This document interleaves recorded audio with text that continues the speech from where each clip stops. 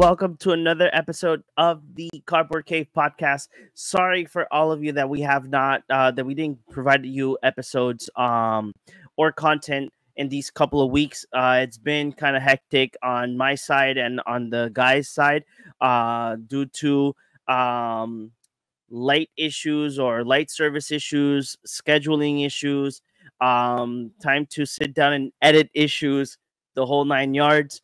But we're back. We're back here for another episode for all of you guys. Don't forget to hit the subscribe button, comment below, and like this video. Like you guys can help us out in the algorithm. And as well, we are about to reach 3,000 followers on TikTok. So go ahead and pass by our TikTok channel. Like that, we can go ahead and reach that 3,000 follower goal. And thanks for all of you that keep giving us support here in YouTube. So let's go ahead and present all of our other hosts from the show.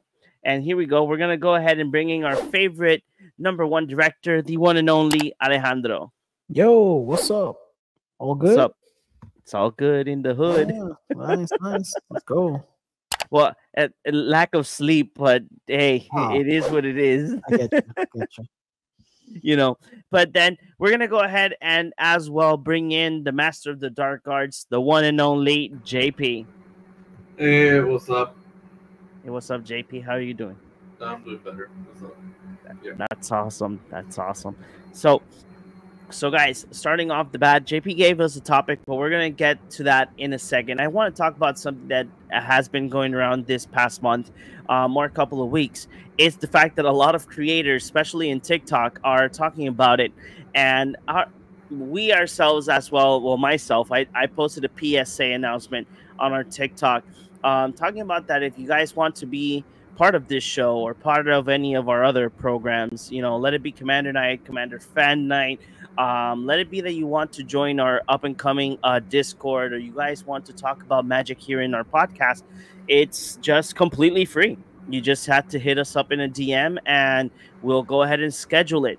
So guys, I want to give you guys a very quick nitbit, give your opinion, like that you guys can tell me what are your thoughts about it. So a couple of weeks ago, around I think 2 weeks ago exactly, the famous football player, now store owner of Cash Cards Unlimited, Cassius March, made a very interesting announcement that if you go ahead, pay $100 and you fill out a Google form, you will have a chance to be on an 8-spot slot to be able to play a Commander game with him. You have to pay a hefty little price of $100 to be able to play with Cassius Marsh. And this is something that here in Cardboard Cave, we already went through this once. I'll spill the tea without any names, like that we don't get that much banter in the comments below. But when we were scheduling collaborations last year, was it last year? Yes, last year. One of the collaborators that we were setting up at the end of the day, before we had already a date, we had time, and last minute they went ahead and they were like, hey, but how about better just join my Patreon and you can play with me in the Discord and you can record that content, like they can post it on your YouTube channel and whatnot. You know, they told us at first that it was cool to make a collaboration, but then at the end of the day they were telling us like, hey, if you want to collab, you have to pay for it. But now we're actually making it a little bit much more out in the open. What are your thoughts about this, guys? That probably, not saying that all of the creators are doing it, but at least in TikTok, a lot of the TikTok creators are like, hey, let's just play. The whole point of Magic the Gathering is the gathering, collaborating with other creators, have fun, and make content. But being the fact that there is a wall in between some of these creators, and I'm not saying all of them, some of them, that you have to pay a hefty price to be able to sit down with them, even though some of our content is virtual and other creators as well. But what are your thoughts about this situation going in hand? I feel like it's a shitty scumbag move. That's just kind of how it is. You're trying to capitalize on your like is the same way you're just capitalizing on your audience. And is it just like a chance? Like you pay $100, fill out the form, and is it a chance to play with them, or yeah, it's something like that. Yeah, because I don't know. So he has 8 slots. So the eight first people that like pay and fill out the form, you'll be in like you have a spot to be able to play with him. But let's say I'm the 9th person. What happens to me? I have no idea, man. There's no details in regards to that. That's I the sad feel part. like that's kind of sketchy. It's all weird. Yeah. Yeah. I think if you have like say a Patreon and you're like a fan wants to play with you, I guess, you know, if you're paying a Patreon, I know there's like higher tiers. I don't know, you pay like $20 a month and be like, oh, we have Commander nights every Thursday. And, you know, a couple of you guys can play with me, or we'll play a couple games with different people on my Discord or whatever. I think that's acceptable. I think that's fine if you're like a fan. If you're like a collaborator or something, it's a little more scummy because, you know, we're like trying to help each other out grow and stuff like that. So like the example that John gave us, that one creator who shall not be named suggested the idea of like we need to pay in their Patreon to be able to play with them so we can record that content. Seems kind of fucking weird because whatever, the whole point again is to be able to create content with each other because we're content creators. Paying $100 seems a little steep. That's kind of insane. And if John says that it's like a chance to do so, then it's a problem.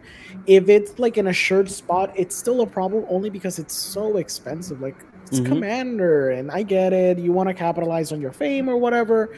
But I think it's a little too scummy regardless, just because of the nature of how expensive it is.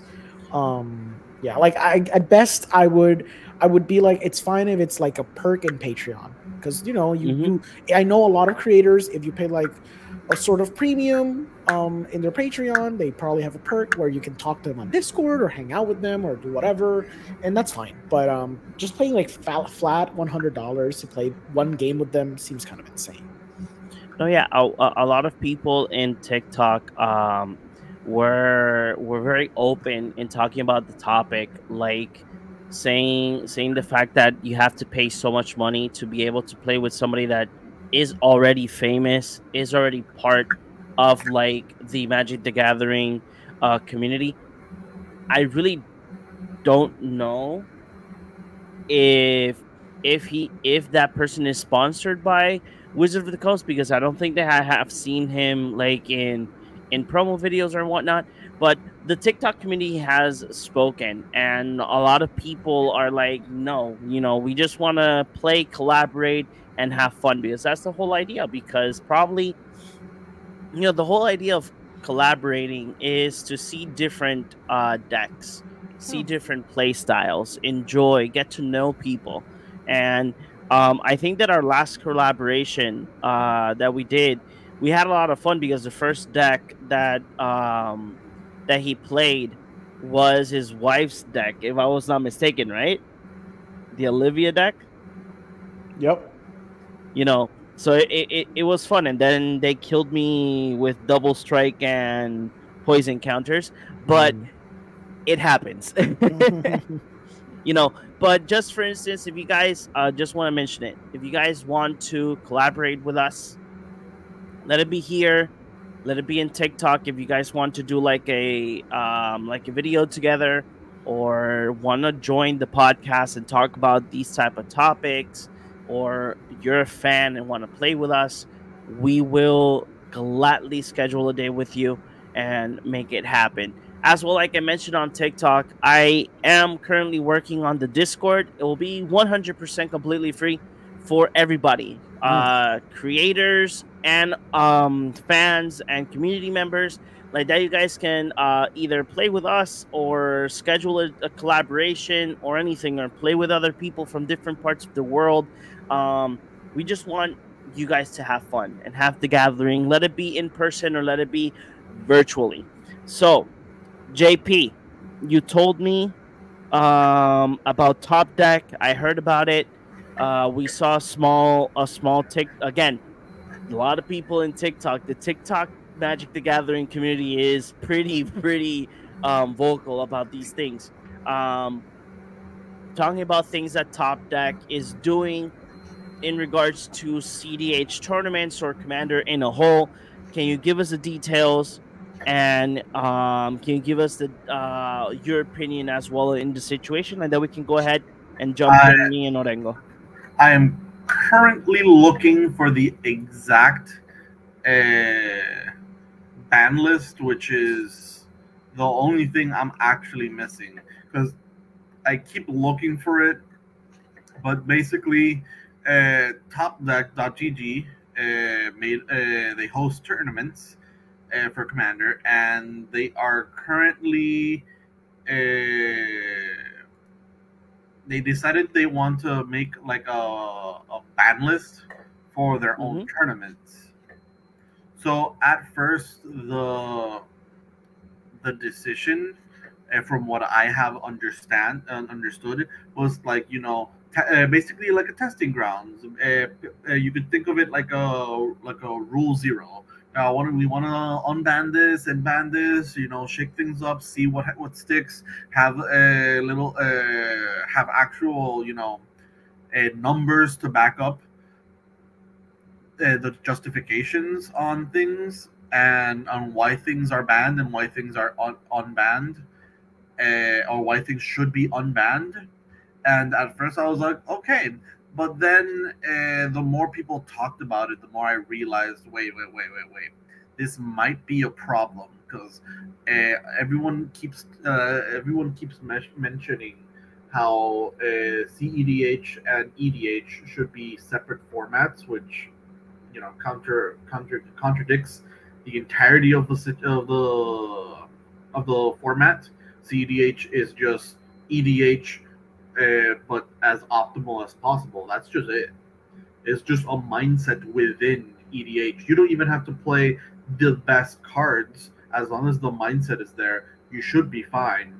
Yep. And this starts to like fracture the format. And there's a lot of people that are saying like, this is in theory a good idea, in practice a bad idea. And again, man, I'm missing my resources, because I saved them. There's a Yu-Gi-Oh tournament guy that did the same thing, basically creating another ban list. And in Yu-Gi-Oh, obviously it's not the same thing as Magic, but in Yu-Gi-Oh, it did not get received well. So I feel like there's a lot of I have the ban list. You have the ban list? Yeah. So my understanding is that Top Deck wants to do basically their own CDH tournaments, and they want to have their own ban list to support it. So in my personal life, I moved from Puerto Rico. I'm in Wisconsin now, and I've actually met up with a couple CDH players. I went to a tournament last week. I top four'd. I got a hefty price in the shop. And afterwards, I started talking to the CDH players, and my understanding is Madison, Wisconsin has like a very big Magic the Gathering community, especially for CDH. There's a lot of CDH tournaments going around. They're all proxy friendly, which I guess I'll have to get accustomed to that. But the point is that they started talking about the exact issue that JP's mentioning, where they wanna start shifting this into making these tournaments how like Top Deck is wanting to do them. And the problem is the draw system. You won't get points for drawing. And apparently in CDH, like the way that most people over here play it, drawing is very integral for splitting up price pools, for assuring top spots, and so on. The drawing system right now is that if you draw, none of you get points. And now it incentivizes people to like not be able to make deals, which, as I understand it, it's also an integral part in the CDH tournaments and the format itself, because sometimes you want to like have the opportunity to like, look, I have the out, but you have a way to stop me. But in the end, like maybe like no one's gonna be able to win, or this is gonna like get drawn out or whatever. Like I'm proposing a draw because this is what's gonna happen. You're gonna be able to stop it. You might not be able to stop it, but if we draw, there might be a better chance for us to like make top cut or whatever. And that's also like the gambling, like not the gambling system, the discussion and the dialogue that you have trying to wager what you're going to do with your points and what you're going to do with your standing is sort of integral to the politics system that EDH itself has in place to be able to politics your way into a win or a draw in this case. And Top Deck incentivizes you to kind of like dismiss that idea because you won't get points for that. And my understanding, a lot of people over here are very upset at the change too. That's like one of the majority of the biggest changes that people are very upset is the inability to be able to draw and still get points for it. So yeah, because even in standard, that's really common. You know, especially when you're in top 4. In top 4, that happens a lot. You know, like okay, so just split the prize pool. Exactly. Like let's like most of the time, the last two players go ahead and be like, let's just play it out, but we can do a draw. That's fine with me. You know, just maintain like things clearly, blah, blah, blah. Whoever gets the most points is the one that is number 1. And that's it, you know, but not getting points for draw. I don't like that. I kind of like it though. Go ahead. You do? So in Japanese tournaments for CEDH, their point system is very different. And in their point system, you do not get points for drawing. You are unincentivized to draw, meaning whatever rolls, like however things happen, however things happen. Everyone in the end, drawing is not good. In fact, I'm pretty sure you actually you lose points. I think because it's by a system. I think it's like as if it were a loss, but I'm not 100% sure. It's either a loss and everyone loses points, or it's neutral and nobody loses points but nobody gains points. Yeah. Okay. And because you don't gain anything, it's not beneficial because everyone else who's actually winning does gain points. So their system is, I'm not going to say it's perfect because I've seen how the system works, but their system seems to change the meta over there. Okay. A lot of the meta over there in Japan is a lot more maybe not mid-rangey, but has odd cards you wouldn't think about because of the system they have in place. Because draws aren't a thing. You need to get on top, and it's the competitive nature in that sense. So deals in for like end game scenarios become a lot less common, and it does feel like it simplifies things because I feel like deals, at least in the end of the game, muddy the waters in terms of like what you're like what is like you're having this discussion, but it's not necessarily affecting gameplay. It's a discussion outside of the game that determines things that happen in the game. Wasn't there recently a thing where a judge disqualified a person, like in an actual tournament? They disqualified a person because another person asked to split. That one. But if the rules are in place for that, that's fine. Because there are rules in place for that. I know in the circumstance specifics for that scenario, the judge was, I think, wrong, but it doesn't really.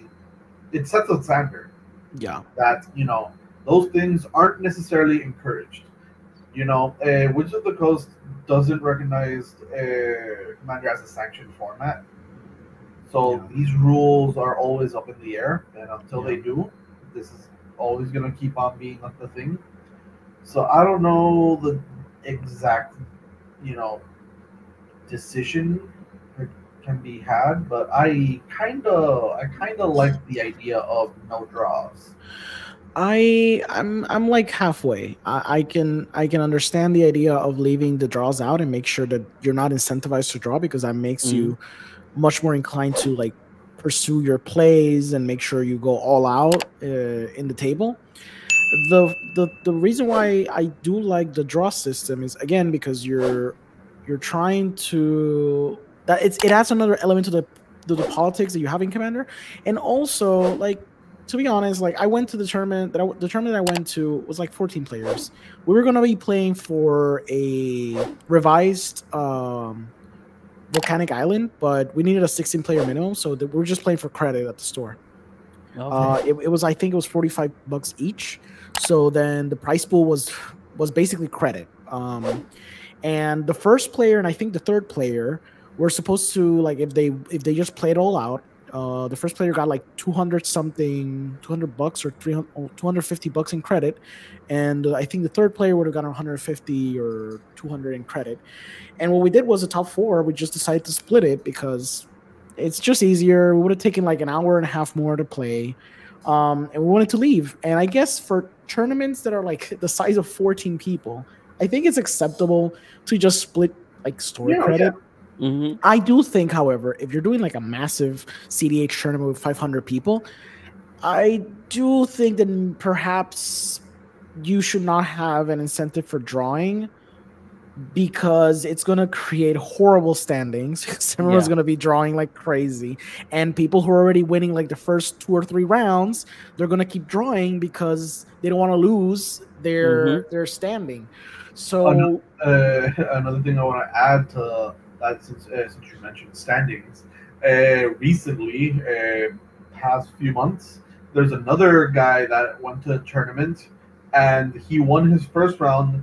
And because he went in a group, the next person like conceded, so he had a free win. The next person conceded because he was a friend as well, so he had a free win. And just he like won 4 games because it was like he played 2 games and won 4 because 4 people were part of the group and they just conceded. At what point, like if I bring enough people, can I just start collusion with these draws? Yeah.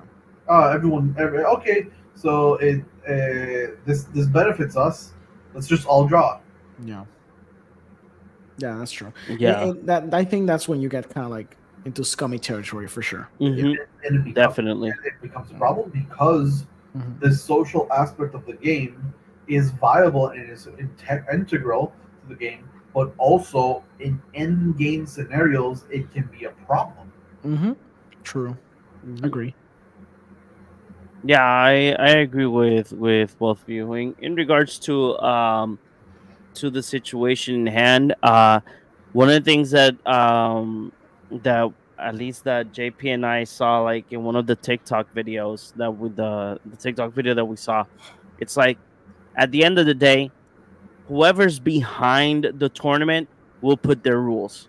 So it could be Top Deck, it could be us. Cardboard Cave makes their first, I don't know, CDH tournament, and we'll be like, hey, so this is I don't know, the ruling of our tournament is that your deck cannot pass $500. Let's say, for instance, a special rule that we have. And that ruling is already here in Puerto Rico. Some stores have like these commander leagues that they don't, your deck cannot overpass $500. So make sure you get those 10 cents cards. But obviously, the if you had, like, for instance, they do explain that if you have, like, let's say a secret layer, Swords to Plowshare or Path to it, exactly. That won't add up to your tally on the budget because there is cheaper versions of it. So but at the end of the day, anybody, it could be us, it could be our neighbor, it could be another content creator or a content creator group that wants to do their tournament. They will post their own rules to make it either fair or to make it interesting or to test things out. So that would be the situation in hand. Everybody has their own rules. That's the end game. Is there anything else that you want to add up on it, JP? No, for the most part, I'm happy with the things we just discussed. Okay. Okay. Now, guys, so because Wizard of the Coast loves us so much, and they don't get tired of giving us product, and we have, I think, pre-releases in 2 weeks, if I'm not mistaken. Yeah, around the 20th of September is the pre-release of this upcoming set, Duskmorn. Because they love us, and they want our money, and Yes. apparently they want mine because I really do like the set. But we since I have the dates here, so around August and June. On June, we had a couple of preview cards, like because thanks to Japan, Japan was like, "We are so excited. Here are some artwork and cards." Plus, they didn't only spoil the cards; they spoiled a foiling. So we're gonna get the little diamond Pokemon style foiling. Yeah. So from since June 26th until August 25, if I'm not mistaken, let me see, what was this date before? Yeah, on August 25 were like this, like some previews going out, some spoilers were going in, but now in August 31st until now that we are in September 4, Mhm. we have been getting official spoilers. And not only spoilers, we've been getting some other creators have been not other creators, but some of the cards, some cards were leaked and whatnot, so it happens. But here is, let's go ahead and start highlighting some of the rares or mythics that we are interested in or that we like. So starting off the bat, who wants to get the first card right there? The broken ass demonic console. Sure. Yeah. You mean the demonic tutor? Yeah. The demonic tutor. Demonic tutor. No, it's literal demonic tutor. You Yep, it's demonic tutor, just with extra Exactly. steps. But in standard, those are very easy steps to get to. Exactly. Like it tutors what it tutors for. Yeah, I know. Tutors for a demon. So demonic council is 1 colorless and a black. It's a sorcery. Search your life for a demon card, reveal it, put it into your hand, then shuffle. But if you have Delirium, which is some sort of oldish mechanic, it's been a while since we've seen Delirium. So Yeah. if there are 4 or more card types among cards in your graveyard, instead search your library for any card and put it into your hand, then shuffle. So it's demonic tutor. It's just with extra steps for standard to make it a little more, fair. Yeah, but you can. This set is relying a lot on Delirium and ways to activate Delirium with ease. So I believe this is just going to be demonic tutor most of the time. So yeah. Mm-hmm. I feel And like it has this the is modern play. Oh, for sure. Yeah. Oh yeah. Because demonic tutor is illegal in modern, so this is your demonic tutor. Mm-hmm. Yeah. It has the TV frame. So there's one of the frames that is going to be available on the artwork. We're gonna have full art, TV frame, and I'm missing, and a certain amount of cards are gonna have the Japanese artist style, and obviously the special guest cards. Yeah. Okay, we have two. We have a mythic and a rare. I want to talk about that a little. Enduring Innocence. Enduring Innocence. So this is a cycle of cards. Maybe not a cycle, but this is a type of card. This is a Glimmer. So Enduring Innocence reads 1 white enchantment creature, Sheep Glimmer. It has lifelink and it's a 2/1. Whenever 1 or more other creatures you control with power 2 or less enter, draw a card. This ability triggers only once each turn, and when it dies, if it was a creature, return it to the battlefield as an enchantment, and it's just an enchantment. Mm-hmm. So Glimmer, this is just the general mechanic of a Glimmer. They die and they come back, and they stay as enchantments. These effects are really good. Like these effects are actually like really, really, really good. I run Welcoming Vampire in my token deck, and it's an all-star because I trigger it in every turn, my turn and my opponent's turn, so that's at least 4 cards per turn cycle. And this is just a copy of that, in addition that it's just more resilient.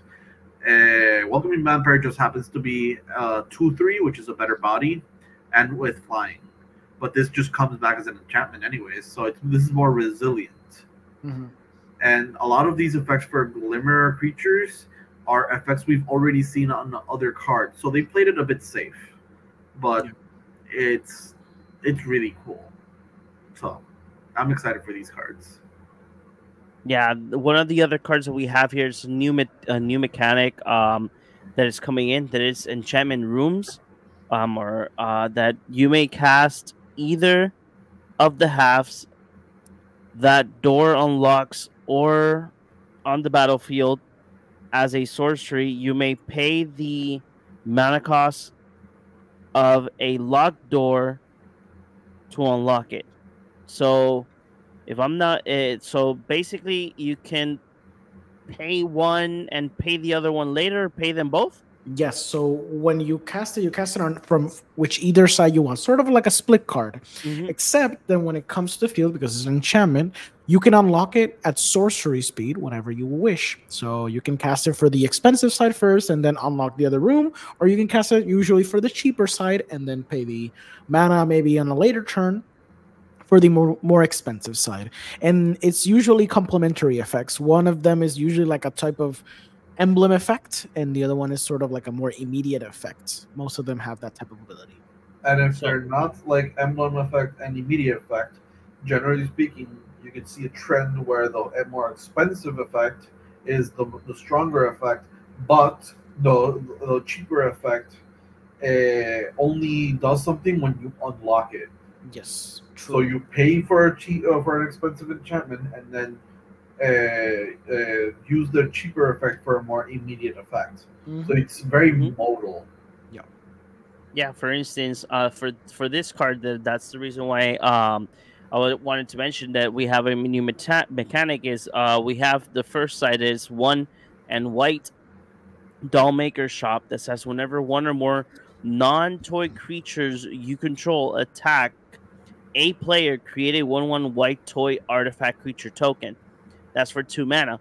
Then if you pay the 6 mana, that's 2 white and 4, you can unlock the other side of the door. Creatures you control have base, power, and toughness, each equal to the number of creatures you control. So if you have infinite toys, all of your creatures will one-shot all of your opponents. Powerful.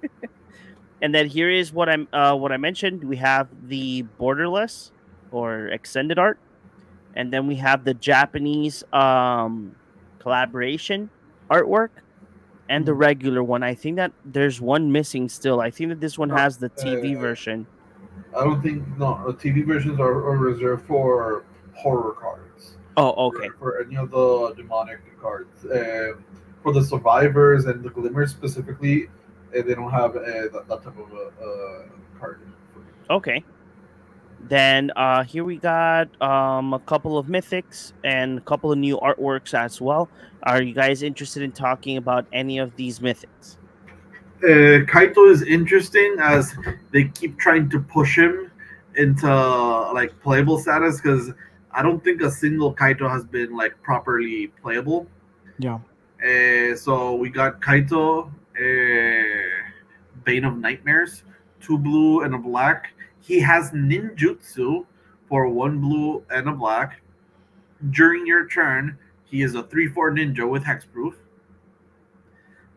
When you +1, you get an emblem, just a +1 as an emblem that gives your ninjas +1/+1. You could pay 0, and his 0 is Surveil 2, then draw a card for each one who lost life this turn. And then his -2 is tap a creature, put 2 stun counters on it. This is decently pushed, even if he's the only ninja available. This is decently pushed because he has hexproof, and his +1 is the He's looking This sort of is- Oko-y to me. This if I'm being honest. is basically I forgot his name. Gideon There we Blackblade. go. Yeah. Okay. I get the Gideon Blackblade comparison, but I also think more like Gideon ally of Zendikar.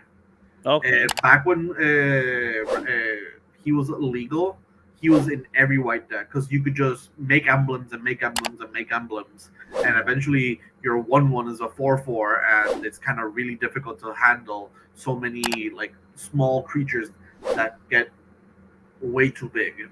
And he already you already play him, you deal the damage, you can decide to draw surveil to then draw a card, or you just pump him. That's a 5. He doesn't have his -2 is also very good at stopping one thing because it's just really efficient. I feel like this is pushed, but in the right way. It does. Again, I still feel a little Oko vibes from this because you can use it for 3, and it goes to 5 loyalty.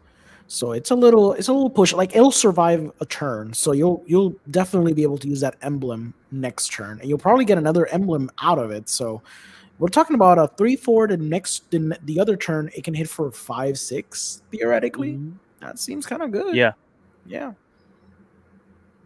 Okay, and here we go with a lot of artwork. Once again, we have the regular Kaito, we have the extended art, we have a borderless art. Borderless art, and then we have the sort of chasey profile picture one. Exactly. Did you talk about the Hauntwood's Shrieker? No, not yet. Okay, so that one I want to talk about because that's another mechanic. Go ahead. It's colorless and 2 green for a 3/3. Whenever Hauntwood's Shrieker attacks, Manifest Dread. That's a new mechanic. So Manifest Dread is basically super powered Manifest. So Manifest, as we know it, you take the top card of your library and put it on the field face down as a 2/2. If it's a creature, you can flip it for its mana cost, right? So Manifest Dread digs 1 card deeper. So you look at the top 2 cards, you put one of them, the other I think goes to the graveyard, and it's the same thing as Manifest. This is very pushed because then the other ability reads, you pay a colorless and a green, reveal target face down permanent. If it's a creature card, you may turn it face up. So then after you Manifest Dread, you can just pay 2 more mana, and you can flip your gigantic creature. Or if you already have a deck that cares about Manifest Megamorph, like Morph. If you care about those mechanics, ignore those cards. Just go Vanifar from the latest Murders at Karlov Manor. It says at the beginning of combat on your turn, you just cloak a card from your hand. Yep. Oh look, I cloak a card from my hand. I pay 2 mana. I flip it. Yep. You can, and you know what you can cloak? You can cloak those giant enchantment creatures we're going to be talking about soon, which are basically titans. You can just take those titans, you cloak them, you freaking Manifest them, and then you flip them, and it's like insane. You for 2 mana, you flip a 6 costed creature. So yeah, really powerful. Manifest. Just one of them. Yeah, there's one of them. It's a cycle. The Overlords. Yep. I want to talk about the card. I thought this was going to be very different, but my thought was incorrect. Okay. So one of the spoilers or the teasers Morrow uses for every set, he said a Dominaria character is going to come back, and or at least like a really old Dominaria character or something like that, and it's Norrin, like Norrin Swift Survivalist. So he's always been like a coward, as in he goes away whenever you do something, and it was just very interesting that they brought him back for this the horror set. The guy who runs away at all moments. It's very nice. It's fitting. No, yeah. So I'm gonna go ahead and get the Overlord of Mistmoors. I really do want to talk about the red one. That's one of the ones that I'm actually aiming for to talk about. He's a cost 7 mana, so it's 5 and 2 white enchantment creature avatar horror. We have another mechanic that's called Impending 4. So you're going to pay 2 and 2 white. If you cast this spell for its spending cost, it enters the battlefield with 4 time counters, and it isn't a creature until the last is removed. At the beginning of your end step, remove a time counter from it. So instead of like at the beginning of your upkeep, it'll be on your end step.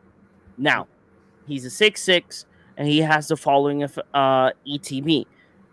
Whenever Overlord of Mistmore enters the battlefield or attacks, create 2/1 white insect creature tokens with flying. So let's say, for instance, you pay the 4 mana for Impending ETB. You have your 2 creatures. If you find a way to remove the counters, then you will have at least a 6/6 on the board that will be able to attack and create 2 more bodies. There is a card in March of the Machines that is sorcery, a black sorcery card. Is 2 and 1 black. I don't remember the name of it. But it does state that it can remove 5 counters on any permanent and lets you draw a card. So you have a chance, if you have a bunch of mana, you have a chance to have your Overlord at least a creature quickly or in the next turn as well. Yeah. Whoever wants to get the other card.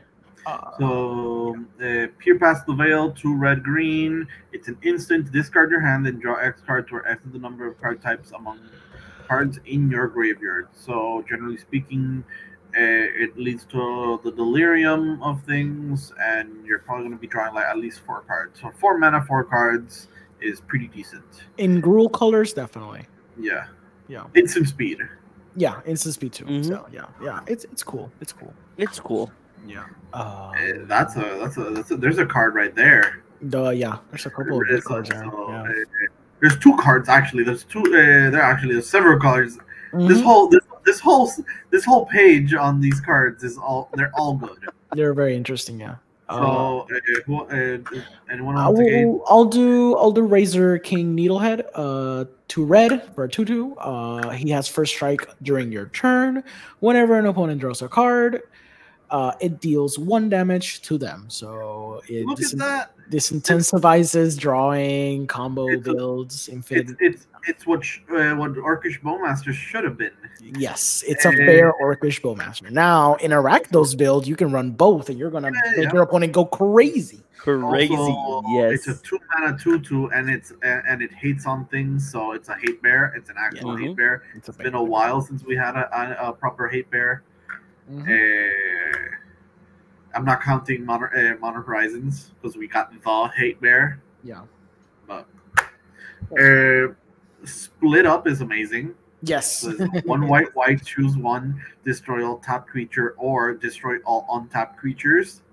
Amazing. I attack with everything, and I whatever's left, I just destroy everything what you got. Or you attack me. I don't want you to do that again. Destroy all tapped creatures. It's 3 mana board wipe. So the last board wipe we got that was this. It was mana value was Vanquish the Horde, which says at least for Commander specifically, which says it costs 1 less for each creature on the battlefield. So it's like 2 white for destroy all creatures. But this could potentially be asymmetrical, which is very, very interesting input. Yeah. I want to talk about a mill card, a mill card right here. I really do like playing mill. So, Scrabbling Skull Crab. For 1 blue, you have a creature crab skeleton.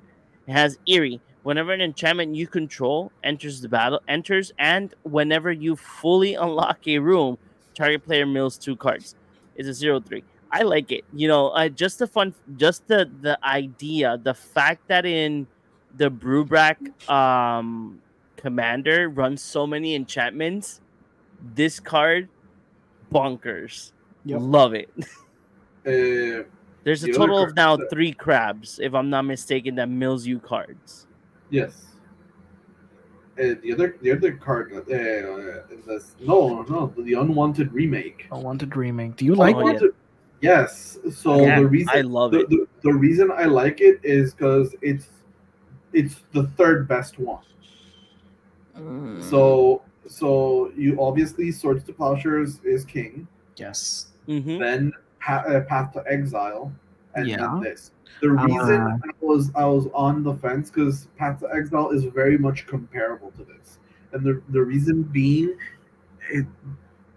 depending on the strategy you're using this on, it could draw them 2 cards.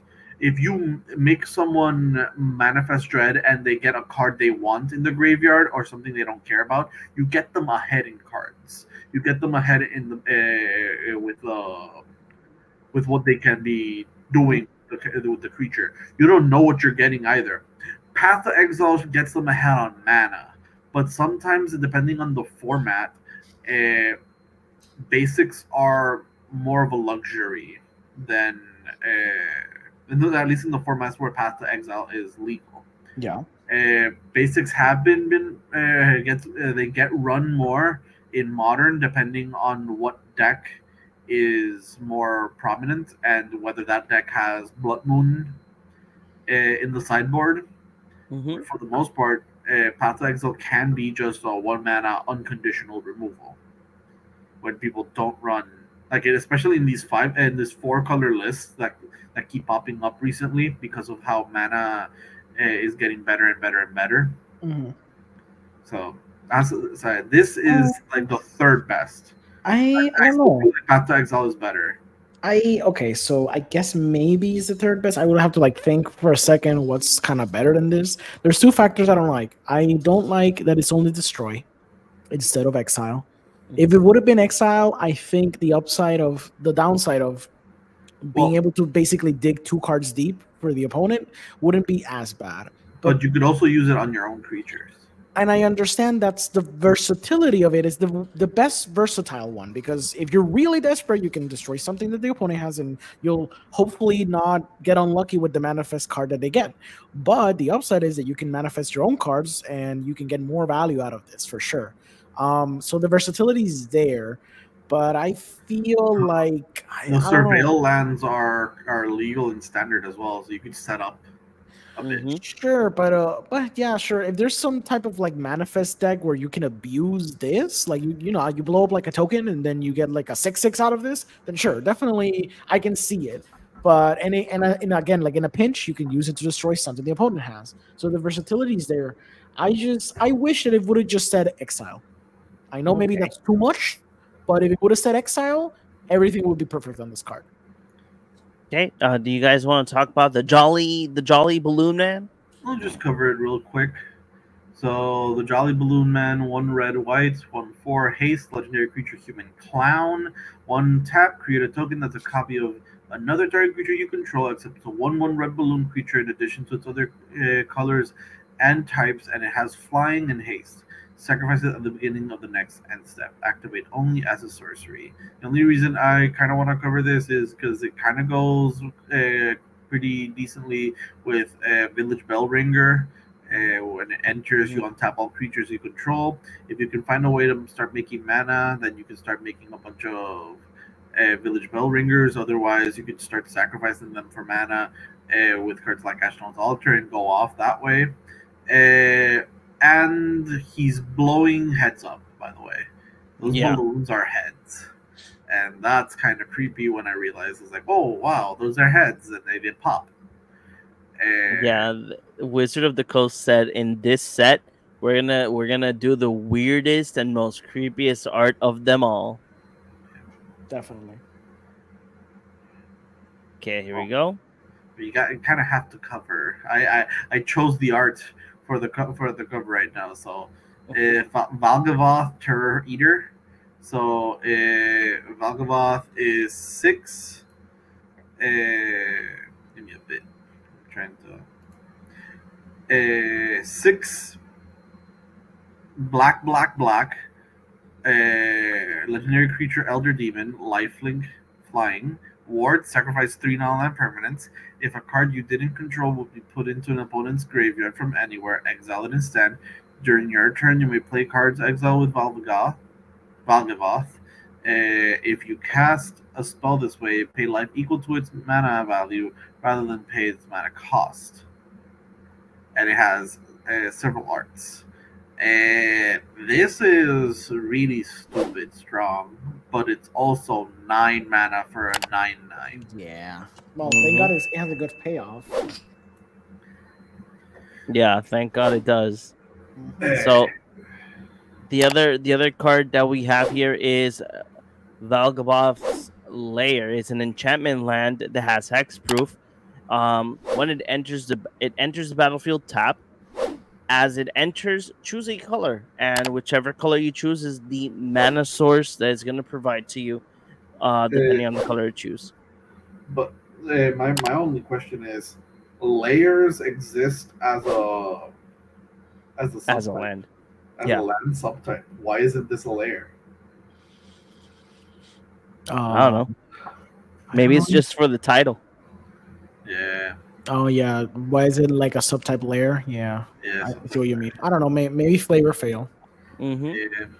You guys want to talk about the rare card that's right there? I'm actually not that hot on that card. The Winter Dude.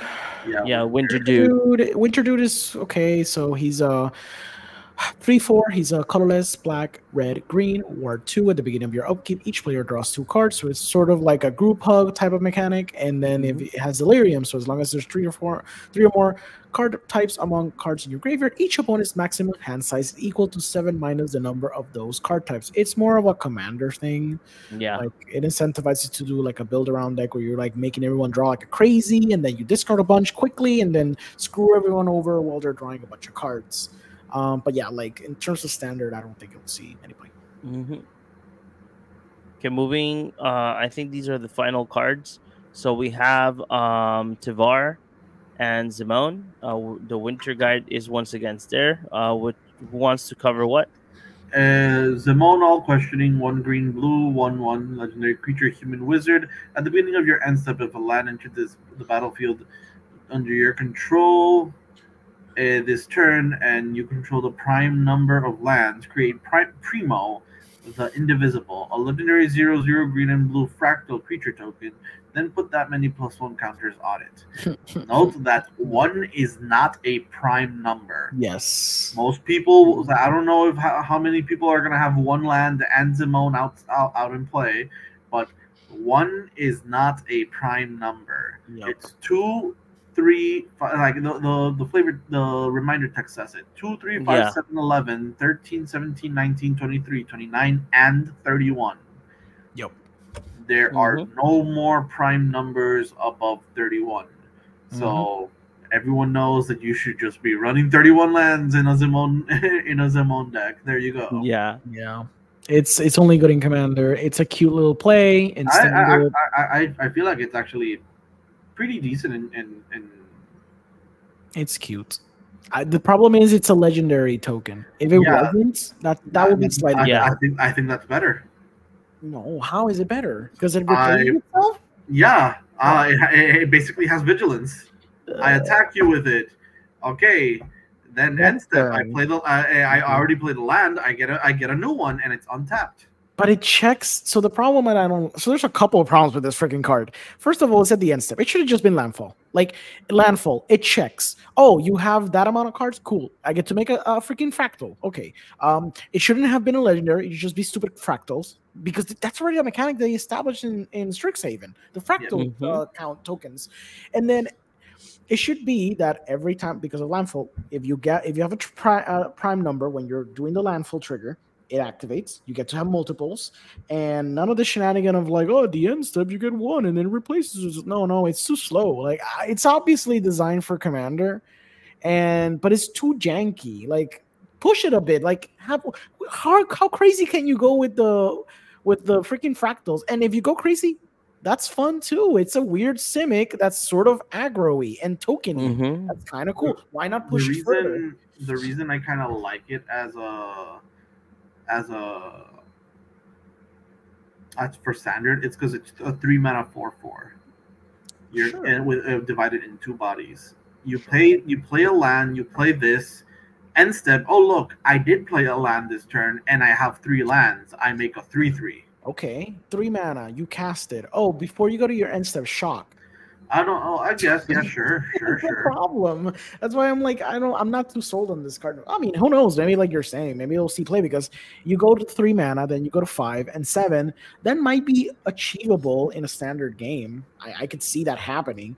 But the thing is, you get to make that 1 token, and then you're either going to have to stand in 3 mana, and if that token dies, then you get another token, or you know, if you get like 4 mana, you're screwed. So you would have to ramp to 5 to assure that the other turn, you at the end phase, you would have another fractal or whatever in the case you might lose. I don't know. Like, it should have just been a landfall trigger. Maybe that's the problem that I'm having with this. Having it at the end step, it's kind of like, why? I don't know. I think the whole thing of the end step is because, like, you know, impending is in the end step. Most of the triggers are, or conditions are, like, in the end step. I think maybe they want to depower a little bit, making sure now that since a lot of the older sets have been pushed out of standard and they want to preserve standard. I know the cycles are 3 years now, and we have foundations, which is going to be 5 years. I think they might be trying to depower standard a little bit to kind of like make sure that nothing broken comes out in the next couple of years, because then they're going to be stuck with those broken cards for a while. So yeah, maybe your reasoning is correct. Maybe they don't want to push too hard on these cards. Okay, so the other card is Tivar, the Pummeler, is 1 and 2 green, legendary creature, elf warrior. Tap another untapped creature you control. Tivar Pummeler, the Pummeler gains indestructible until the end of turn. Tap it. You can pay 3 and 2 green. Creatures you control get +X until end of turn, where X is the greatest power among creatures you control, and it's a 3/3. So it's cool. It has an overrun effect, so yeah, I feel like that's cool. And for 3 mana, it's pretty pushed. It protects itself, so yeah. Yeah. Okay. So the next card, our first card from this month, it was a Glimmer. JP, well, you're the Glimmer person. I've been enjoying Glimmers. Yeah, Enduring Curiosity, which is a cat. It's a cat Glimmer. 2 blue for a 4/3 with flash. So this is a good blocker, surprise blocker. Whenever a creature you control deals combat damage to a player, draw a card. So this is like, oh yeah, I'm just gonna attack you. You're gonna take it. Okay, flash this in, draw a bunch of cards, and if it dies, it comes back as an enchantment. I really like this. Also, adorable art. Yeah, it's really good. A flash 4/3 is the actual. That's the actual. Yeah, that's the actual strong part. Surprise blocker in addition to drawing a bunch of cards. So it's a surprise blocker, and then it turns into a coastal piracy when it dies. Yes. Or it's a coastal piracy as a creature. Like, it doesn't matter. Like, it's still good regardless. But yeah, like you said, because you can use it as a surprise blocker, and it comes back as a coastal piracy for your next turn. I want this for Davros. No. Yes. My Dalek attacks. Even though you say no, I will draw a card. Oh, stop. Stop it now. Hi. Here's a couple of uncommons. There's a bunch of commons and uncommons for the nightmares. They're called Fear of and something. So Fear of Failed Test, Fear of Isolation. There's one that's one of the ones that got spoiled early was Fear of Missing Out. Yes. Fear of the Darkness, I'm pretty sure, or like we keep seeing these type of cards, and those are very interesting. Yeah. We got another Panharmonicon too. Panharmonicon, I guess. Yeah, Panharmonicon. Yeah. That's the one that's Mirror Room and Fractured Realm. Yeah. Mirror Room is whenever you unlock this door, which is what I was saying when we were talking about the rooms. So you're technically incentivized to play Fractured Realm first. So Fractured Realm would be 5 blue. If a triggered ability of a permanent you control triggers, that ability triggers an additional time, and then you play Mirror Room, 2 blue. Whenever you unlock this door, create a token that's a copy of target creature you control, except it's a reflection in addition to its other creature types. But since you're playing 7 mana for the first ability and then 3 mana for this ability, you're unlocking this door. And then this triggers, so you get 2 of them. So for 3 mana, you get 2 copies. Okay, that's nice. Yeah. Then we have this these cycle of like common lands that they come they enter tap unless a player has 13 or less life, and they're duels. I love it. This I love it because it says a player, not you. So in a commander game, although it's not ideal because it's 13 or less life, that's a lot. But in standard, for sure, that's really exactly cool. in I standard is really like good. it. You're like pummeling an opponent, you get to put your lands on top. You're losing, you get to put your lands on tap. I love this cycle. I hope that this type of design space is maintained for the future, and they kind of keep doing these on tap lands. I'm sorry, these common land cycle be worth something. Because right now I want to get a cycle of these. Like these are really good, really fun. You know, for standard or whatever. Like you want to make a cheap deck or a deck that cares about you pinging yourself, like a type of a Death Shadow type of build. That'd be kind of cool.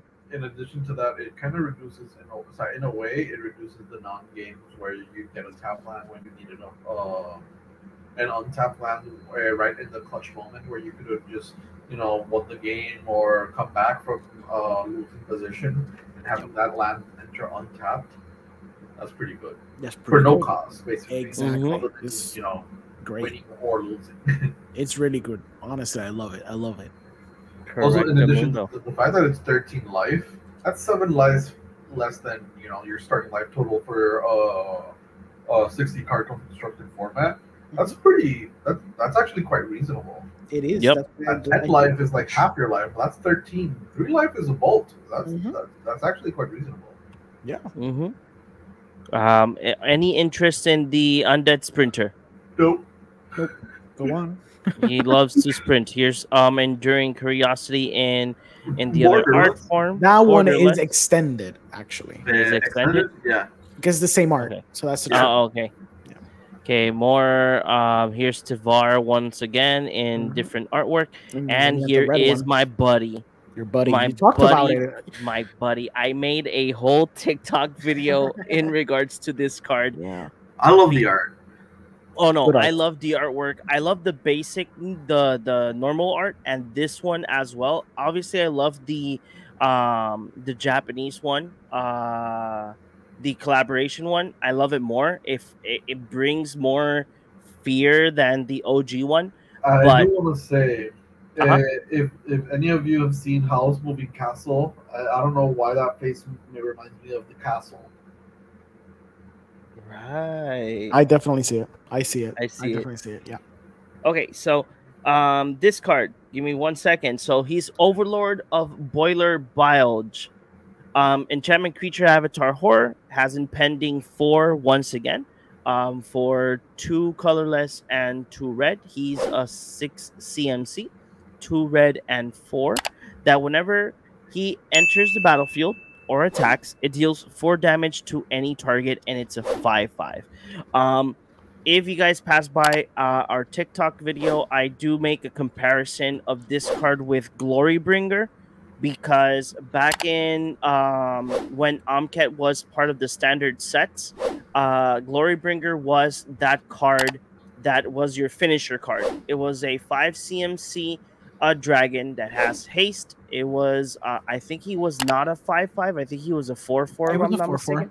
It was 4/4 with exert. And the exert is that whenever you exert Glorybringer, he would do if I'm not mistaken, I think it was 4 damage as well to any target. The downside was that the exert, you cannot untap him on your next turn, so you would have to wait an additional turn to be able to untap him. In this case, the reason why I do like the card is because me being somebody that used to play a lot of mono red, this is a great finisher card for standard. Because again, for 4 mana, you do 4 damage to something, and then you have a creature that, even though it's going to have 4 time counters on it, you still have something in the board that in 4 turns can finish the game. The great part is that when he comes out of the impending cost, he does not have summoning sickness. So what does that mean? When the 4 turns passes by, he can attack. So that means that he have 9 damage on the board if he's not blocked. Another fun story is that card that I mentioned from March of the Machines. that removes counters. You remove the counters on your next upcoming turn. Let's say that you don't have the 7 mana to be able to cast it, but let's say it's turn 4. You're going to turn 5. Your impending counters will be 3. When you cast this black spell for 3 mana, you remove the rest of the 3 counters, and not only you remove the 3 counters, you get to draw an additional card from the card that. Is March of the Machines going to stay in standard? Yes, it's in standard. Yes. Right. Then let me verify because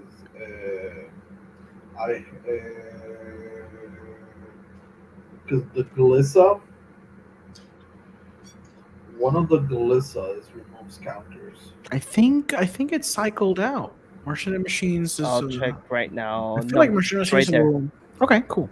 Yeah. Glissa Sunslayer. When a first strike death touch 3/3 for 3 mana, when she deals combat damage to a player, remove up to 3 counters from target permanent. Yep, there you go. So you accelerate a lot. No, like you accelerate a lot more because you played her on turn 3, impending on turn 4, damage, deal the damage, remove 3 time counters, end step, remove the last time counter. You have the creature back. You have the creature.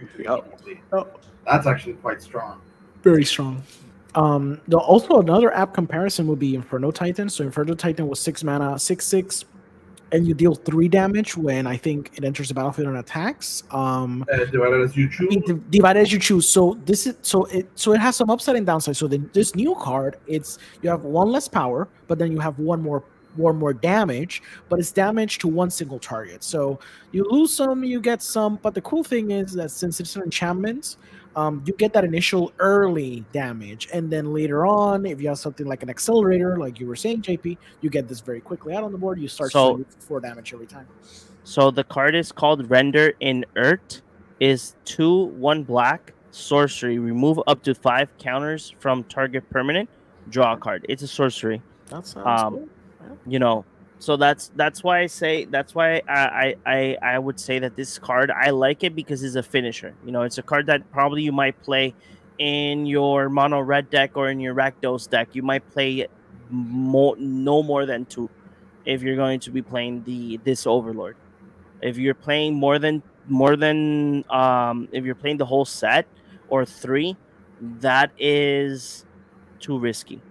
I remember builds where people were playing 3 Glory Bringers main, and 3 Glory Bringers is too much for a type of like aggro deck.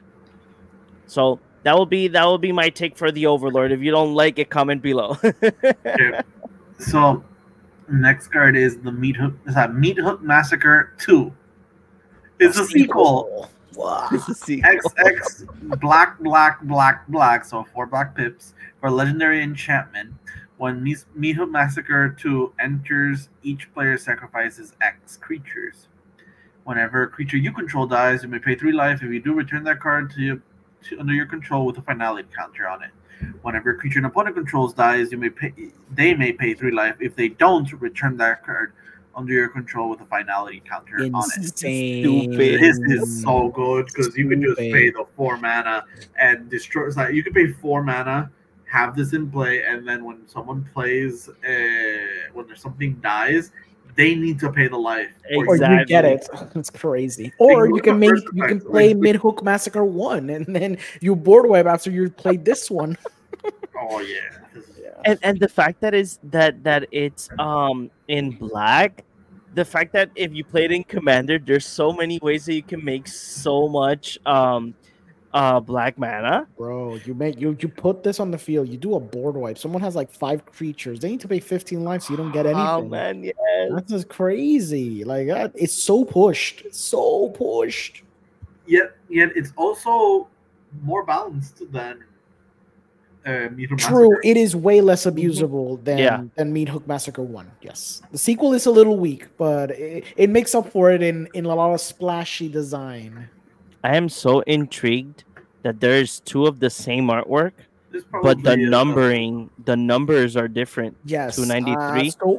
My 108. interpretation is that it's slightly different design. So if you look at Meat Who Massacre down at the bottom, the top one has like extra gibberish on in the front, like in the foreground. The art is kind of different. The art is kind of different. Art is kind of different. So oh shit! They explained this. I don't know what the reasoning was. It had to do something with like impending terror in the art or something like that. That's why some of these cards that makes sense. Look kind of similar, but they're a little bit different. I feel like it's confusing. It's confusing because some of the art is very like it's such a minimal difference between them. This one's a little more apparent, but you need to like really look so you'll know the difference. I don't know, but it's cool. It's cool. This next card is the ley lines. Really cool. Or the patch. No, the ley line. The ley line. Yeah, we have a new set of ley lines. Yeah. Ley line of transformation to blue enchantment. If the normal text for the ley line, if it starts in your hand, you can put it into play at the beginning of the game. As it enters, you choose a creature type, and creatures you control of the chosen are the chosen type. In addition to the other types, the same is true for creature spells you control and creature cards that you own that aren't on the battlefield.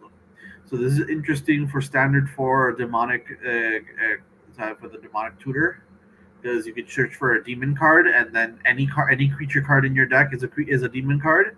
Ooh. And it's also very interesting for Yuriko for in Commander, because you can just make everything a ninja. Exactly. Oh, shit. Exactly. So turn 0, I have this. 0, everything's a ninja. And the thing with a deck like Yuriko is that a lot of your enablers are not ninjas. Exactly. You have the Wing Crafter, which is a 1-mana 1/1 that gives another thing flying. Yep. But now it's a 1-mana 1/1 that happens to be a ninja as well. So you get more triggers with Yuriko. You can finish the game quicker, way quicker. Yep. Jesus. Really strong. Yeah. Yeah. Here we go. Another of the rooms. Are we gonna cover it or pass on? It's hard to read. I can't. I'm a bit off on the rooms, mostly because they're so they're annoying to read. Oh, okay. Let's pass it on. The cycle of lands, though. The cycle of lands. Yeah. Really good land cycle. Yep. Yeah, I agree. Especially in standard, being the fact that standard is very heavy on basics. This is good. I feel like this is like one of the best land cycles to come out in a while. I mean, other than the Surveil lands. The Surveil lands are top tier, but but these are reprints, right? No. This is a new cycle. They're new. These are new. Oh yes, they are. Oh my god, I didn't read these. I thought they were the reprints because I thought they were the ones that tap for colorless, or they tap for color if you have the thing. They have. No. They tap for color, and they tap for the other color if you happen to have. If you have the mountain or the Oh shit! This is so good. Do we have any triumphs left in standard, or did we cycle? No, but we have the Surveil lands, which the Surveil lands. Yeah, they have lands. So there you go. So in addition to that, when you're thinking about Commander, if you have fetch lands, you search for one thing, and now you have another dual land. You have a dual land your hand, and it's a free dual land, and not only that, it will always enter untapped. Yep. So at least it's going to give you the color that's right there. Yeah. I'm really high on these. Like I feel like they're one of the best. Now that I read them properly and I didn't skim, yes, I thought I need them all. Someone mentioned that this is a very interesting land cycle because now all you're missing is the other 5, right? But you can decide to make it the opposite. You can make a red-black land that taps for red, but happens to tap for black if you meet the condition, the swamp or mountain, and that would make a cycle of 20. All right, that's true. I don't think they're going to actually make a cycle of 20. They should just make a cycle of 10. Yeah, but 10. It's actually quite interesting that the possibility of a cycle of 20 would be there. Yeah. That's funny because if you literally play 2 triomes, all these come and they become duels. Even with 1 triome, theoretically you get 6 of them activated. Yeah. Right? Yeah, that's crazy. Off of 1 theoretical triumph. Yeah. The Ghost Vacuum. I want to talk about it because it's a Ghostbuster reference. Ghostbusters. Artifact, 1 colorless. Tap it. Exile target card from a graveyard. Play 6 and tap it, sacrifice it. Put each creature exiled with Ghost Vacuum onto the battlefield under your control with a flying counter on it because you're ghosts now. All of them, each one of them is a 1/1 spirit in addition to its other types. Activate only as a sorcery. So it's literally like a Ghostbusters Proton Pack. That's it. Literally. It's cool. It's cool. Then we got Grievous Wound. Yes. This is going to be the promo This is the card bundle for the promo. bundle. That's the bundle. Yeah, enchant player can gain life, and whenever enchanted player is deal damage, they lose half their life. Round it up. Missed opportunity. This should have been a curse. Yes, you're right. Right. It's weird that it isn't a curse. And we've already had instances where curses appear as one-offs, but it's fine. We got Leyline of Resonance, which is actually a stupid strong one. You forgot your Glimmer. Yeah, but it's just a normal Glimmer. It's an enchantment reductor. Okay. Yeah. Leyline of Resonance, 2 red enchantment. If Leyline of Resonance is put in as your opening hand, you put it in the beginning of the game into play. Whenever you cast an instant or sorcery that targets only a single creature you control, copy that spell. Holy shit. Yeah, That could be really strong. that could be strong. Yeah. Wow. That is stupid strong. Jesus. Now this type of card, Leyline of Resonance, is the type of card that if you want to be that douchebag that plays mono red and only plays spells and Monastery Swift Spear, this is your card, and you play 4. That's true. You can kind of abuse it. Exactly. I love that they keep reprinting Leyline of the Void. They don't even bother making a new black. Exactly. They should make a new one. They realized that Manifest Dread. Manifest Dread is a thing. They keep printing more surveil stuff. They need to check it. The more graveyard stuff appears, the more dangerous it is, and they never want Reanimator to be too strong. So Leyline of the Void is just good patch. Like just fix the problem. Yeah. And we got Nico back. Yes. So it's Nico, Light of Hope, 2 white blue for a 3/4 legendary creature human wizard. When he enters, when they enter, create 2 shard tokens, and you can pay 2 mana to tap and exile target non-legendary creature you control. Shards you control become a copy of it until the beginning of the next end step. Return it to the battlefield under your control at the beginning of the next end step. So you flick it. But you also get the abilities, which is cool. I can't remember the little interesting combo you could do with this, because if you start, I know you pay 2 mana and tap and exile the non-legendary creature during your end step. So the shards will be creatures during your opponent's entire turn until their end step. And I forgot there's a little gimmick that you can do in standard. But I forgot the other card that you're actually supposed to flicker. Either way, this is pretty interesting, especially with the glimmers. It's a flicker build around, so you have a bunch of really powerful non-legendary creatures. You have Nico, and you potentially have its Planeswalker too, and you flicker them all the time. Flicker Nico all the time, and then get a bunch of shards. I wish there was something else that gave shards. I know it's strictly for Nico, which is the limiting factor. Or I wish that when Nico attacked, they could make more shards. That'd be cool. Shards were presented in Kaldheim. With Nico. But because of Nico. Yeah, exactly. It's a Nico thing, which is cool. But again, I wish there was another card that actually enabled more shards. That it wasn't literally flicking Nico. But it's fine. It's cool. It's cool design space for sure. Ooh, the blue card. I want to talk about the blue card. So this is the Avatar Horror Overlord of the Flood Pits. 3 colorless, 2 blue, 5/3. It has impending 4 for 1 colorless and 2 black and 2 blue. It's a flying. When it enters or attacks, draw 2 cards, then discard a card. So for 3 mana, draw 2 cards and discard. Wait a couple turns, then it attacks. It has flying, so it has some type of evasion, and you get to keep drawing and drawing and drawing. It's cool. I want to get one of each of the Japanese style Bruh, they're gonna be artwork. so expensive. I know, but they They're look gonna so be. The pretty. Pokemon ones are going to be very expensive. Oh no, these. Oh Jesus Christ! Yeah, really expensive. We get Pyroclasm. That's a good reprint. That's a great reprint. I'm glad that's in standard. Burning some insects. That reminds me of what I did in Fallout a couple of hours ago. Okay, here's another rare. The Swarm Weaver. I think a lot of people were talking about this card. But I'm not. Is this the card? No, this is not the card. You guys want to talk about any of these two rares? Not really. I know the Swarm Weaver is kind of mid. That's in my opinion. Twitching Doll has already been spoiled. Discussed. Victor Valgavoth's Seneschal. Seneschal? Yeah. So the Eerie mechanic.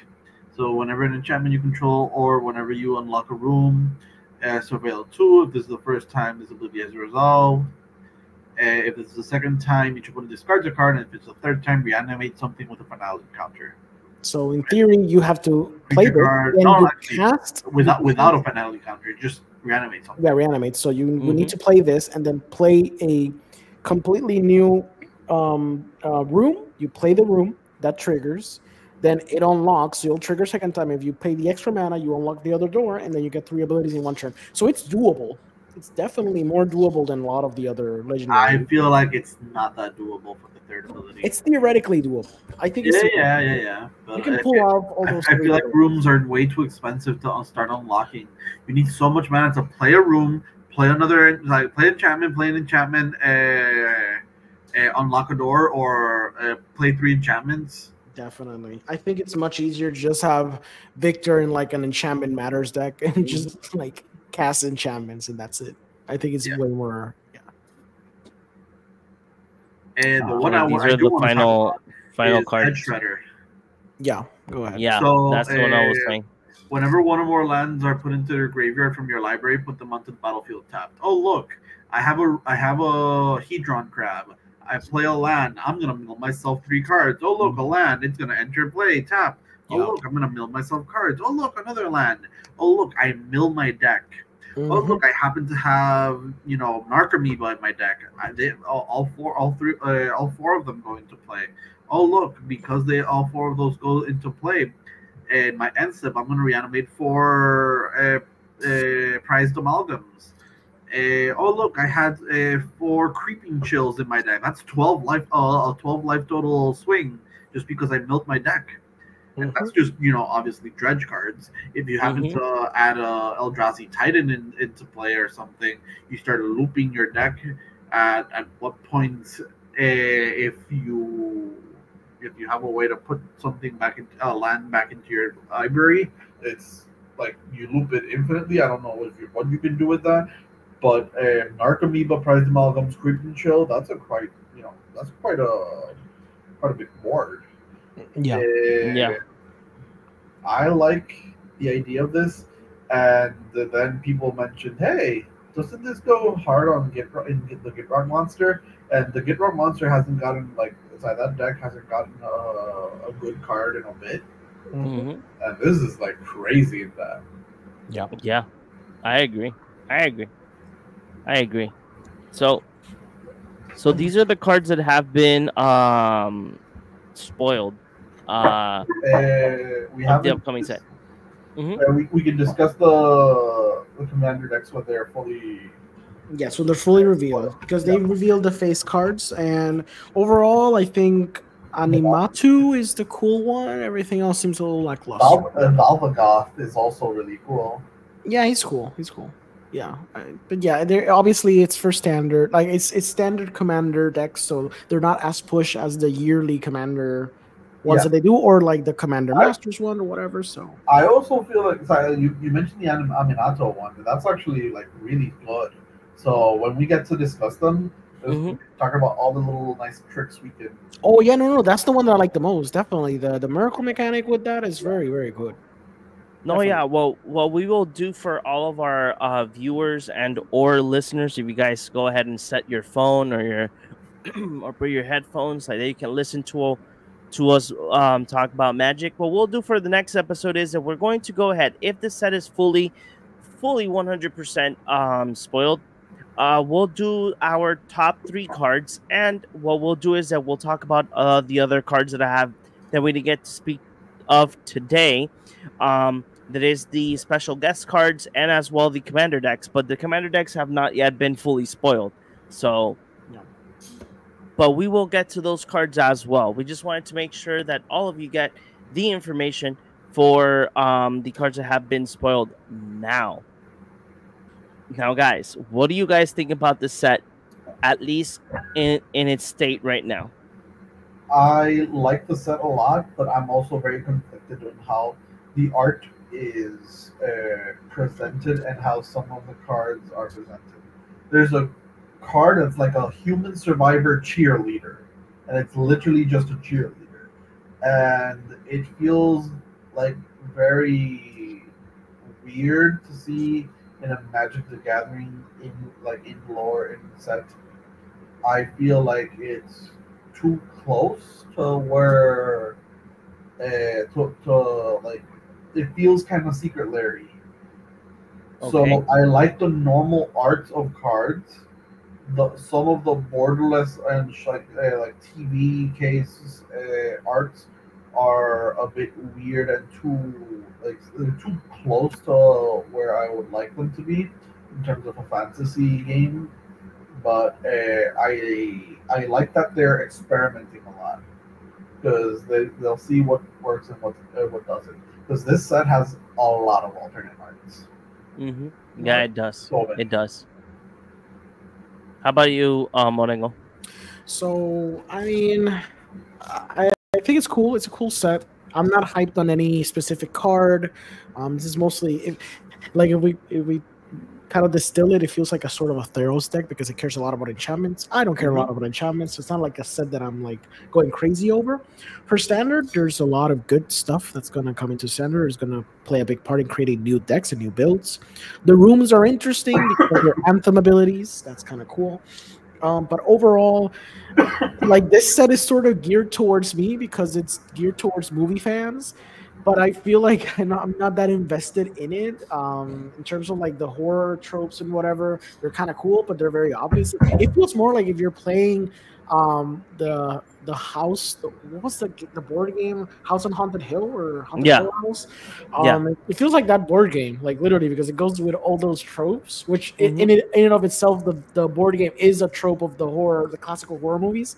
I do like the bundle, like the horror bundle one that's coming in October. I do low key want to buy one of those because of the box is really cool. Like the whole I do want to get one of those as well. The aesthetic of it's kind of cool. But I agree with JP, and you know me, I don't care about lore or consistency in terms of like flavor and all that. But it does seem weird having like a proton pack in Magic. Yeah, it's a little odd. And having TV, and I feel like they could have implemented the element of horror better because again, we have Innistrad, so the precedent is there. They are capable of adapting horror tropes from a literary standpoint, which is what like the Eldritch horror and all that came from. But when you're like introducing sort of like pop culture elements into it, it veers too much into like the Funko Popification or the Fortnite-ification of Magic. It feels a little weird. Yeah, I completely agree. I like the set. The set looks kind of cool. I agree with both of you guys. I really do agree in the fact that this set feels like if they would have gotten like a original story universe beyond set instead of like grabbing like Ghostbusters or something like that. So it feels mostly like that. It feels a lot of like pop culture-y. I don't play standard, but I think that if I would be playing standard, I think that this would be the moment that I would get back to it, due to the cool cards that are like for red and for Rakdos especially. But I'm into it. I really do want to get the bundle. The bundle is the main thing that I really do want to get, and let's see how it goes. So, guys. Thank you very much for always. Like that, we are always here for you, for all of you guys. And Roundtable JP, where can the people find you? You can find me here in the Cardboard Game Podcast. How about you, Orengo? Where can we find you? You guys can find me here talking about sweet, delicious cardboard. You can also find me on podcast doing movie reviews. I haven't done them in a while because I was still moving, but now I'm kind of set up. So you'll see more frequently those reviews. And I might be going to a film festival soon. It depends if I have a roof under my head when I go. So yeah, but John, where can the people find you? So you guys can find me here in the Cardboard Cave podcast. Very active in the TikTok and as well in the YouTube channel. So if you guys see a comment, it might be me, it might be Orengo. Sometimes it's Orengo, but sometimes it's myself. But in TikTok, it could be any of us. But if you guys as well love movies, movie reviews, and movie news, you guys can pass by Reeling Films. I do movie criticism as well. And right now, I am actually covering the Venice Film Festival and the Toronto International Film Festival as well. So expect a lot of reviews coming your way in the next couple of days. So thank you for everybody that joins us here in the Cardboard Cave. Don't forget to like this video, comment below, and if you have not yet subscribed, go ahead and subscribe to our YouTube channel for more content like this. New videos every Monday and every Friday, and we will see you guys in the next one.